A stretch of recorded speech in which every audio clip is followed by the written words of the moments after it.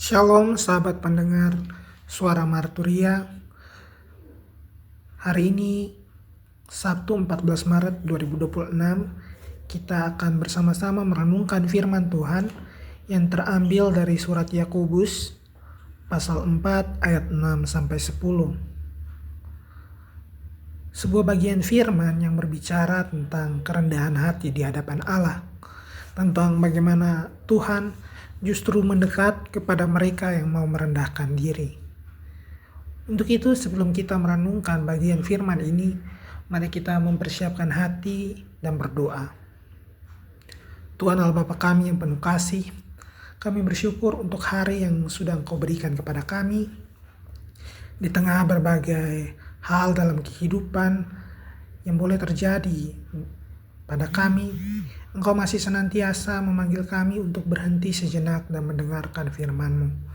Bukalah hati dan pikiran kami ya Tuhan, lembutkanlah hati kami supaya firman-Mu tidak hanya kami dengar, tetapi juga kami renungkan dan hidupi. Kiranya Roh Kudus daripada-Mu dapat menuntun kami dalam memahami kehendak-Mu hari ini. Dalam nama Yesus Kristus kami berdoa, amin. Kita membaca firman Tuhan dari Yakobus pasal 4 ayat 6 sampai 10. Tetapi kasih karunia yang dianugerahkannya kepada kita lebih besar daripada itu. Karena itu ia katakan, Allah menentang orang yang congkak, tetapi mengasihani orang yang rendah hati. Karena itu tunduklah kepada Allah dan lawanlah iblis, maka ia akan lari daripadamu. Mendekatlah kepada Allah, dan ia akan mendekat kepadamu. Tahirkanlah tanganmu, hai kamu orang-orang berdosa, dan sucikanlah hatimu, hai kamu yang mendua hati. Sadarilah kemalanganmu, berduka cita dan merataplah.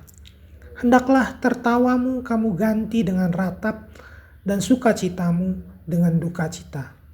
Rendahkanlah dirimu di hadapan Tuhan, dan Ia akan meninggikan kamu. Demikian firman Tuhan.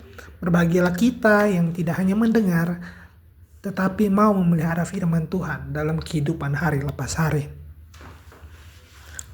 Saudara-saudari yang dikasihi Tuhan, surat Yakobus memulai bagian ini dengan satu paradoks rohani yang cukup menarik. Bagaimana Allah justru menentang orang yang merasa kuat, tetapi Allah memberi kasih karunia kepada orang-orang yang rendah hati. Dikatakan pada ayat 6, Allah menentang orang yang congkak tetapi mengasihani orang yang rendah hati. Jadi Yakobus tidak mengatakan bahwa Allah tidak menyukai orang yang congkak. Dia memakai kata yang jauh lebih kuat, yakni Allah menentang. Artinya kesombongan di sini bukanlah sebuah kelemahan moral semata. Kesombongan adalah posisi yang berseberangan dengan Allah. Sering kita berpikir bahwa kesombongan itu hanya perihal pamer kekayaan, kepintaran, atau jabatan. Padahal dalam kehidupan rohani, kesombongan juga bisa tampil secara lebih halus. Kesombongan bisa muncul ketika kita merasa bahwa kita tidak terlalu membutuhkan Tuhan. Ketika kita merasa bahwa hidup kita cukup terkendali, ketika kita merasa sudah cukup stabil dan cukup aman. Tetapi Yakobus berkata, justru di titik itulah manusia mulai berdiri berhadap-hadapan dengan Allah.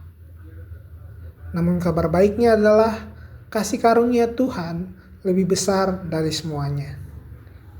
Di ayat yang ke-7, karena itu tunduklah kepada Allah dan lawanlah iblis. Menarik bahwa Yakobus tidak langsung berkata lawanlah iblis dulu, tetapi tunduklah kepada Allah terlebih dahulu. Ini urutan yang penting karena dalam kehidupan rohani kita berpikir bahwa peperangan utama kita adalah melawan kejahatan, melawan godaan, melawan dunia. Tetapi Yakobus mengingatkan pertempuran pertama sebenarnya adalah soal sikap hati kita terhadap Allah. Jika hati kita tidak tunduk kepada Allah, maka melawan iblis pun menjadi sulit. Tetapi jika kita benar-benar menundukkan diri kepada Tuhan, maka kuasa kejahatan tidak lagi punya tempat yang kuat di dalam hidup kita. Ayat ke-8 memberikan janji, mendekatlah kepada Allah dan Ia akan mendekat padamu. Ini kalimat yang sangat menghibur karena Tuhan tidak menunggu kita sampai hidup menjadi orang suci atau tidak menunggu hidup kita sampai benar-benar beres, tetapi Dia berkata mendekatlah dulu. Dan ketika kita mulai mengambil satu langkah menuju pada Tuhan, Tuhan juga mengambil langkah menuju kita. Namun Yakobus juga jujur, mendekat kepada Allah bukan hanya soal perasaan hangat. Dia berkata, tahirkanlah tanganmu, sucikanlah hatimu. Tangan menunjuk pada tindakan kita. Hati menunjuk pada motif dan batin kita. Artinya pertobatan sejati bukan hanya perubahan di luar, tetapi juga pembersihan di dalam. Lalu ayat ke-9 dikatakan, hendaklah tertawamu diganti dengan duka cita. Yakobus tidak sedang melarang kita untuk bersuka cita. Dia sedang berbicara tentang kesadaran rohani. Kadang kita terlalu cepat tertawa, terlalu cepat merasa semuanya baik-baik saja. Padahal ada bagian hidup yang sebenarnya perlu kita akui di hadapan Tuhan. Kadang kita perlu berhenti sejenak, diam, merenung, dan berkata dengan jujur kepada Tuhan, Tuhan, aku membutuhkan Engkau. Dan akhirnya Yakobus memberikan kita kalimat yang indah di ayat ke-10. Rendahkanlah diri di hadapan Tuhan dan Ia akan meninggikan kamu. Jika dunia meminta kita untuk meninggikan diri supaya kita dihargai, Injil dan firman Tuhan hari ini menyapa kita untuk merendahkan diri di hadapan Tuhan. Dan paradoksnya, justru disitulah Tuhan sedang bekerja.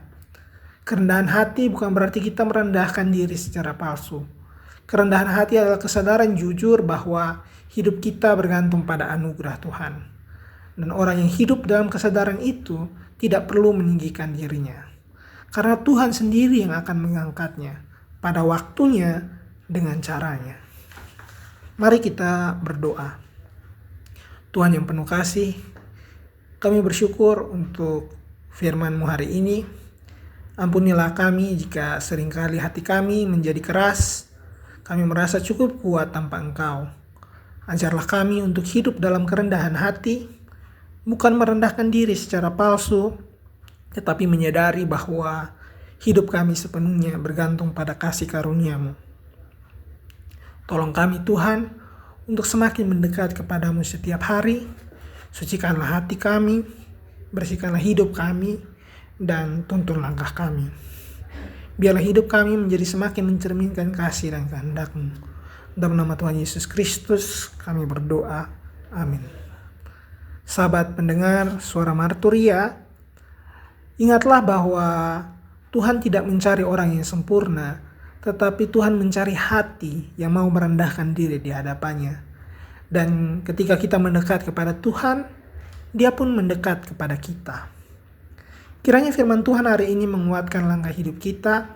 Sampai berjumpa kembali dalam renungan Suara Marturia berikutnya. Tuhan memberkati kita semua. Shalom.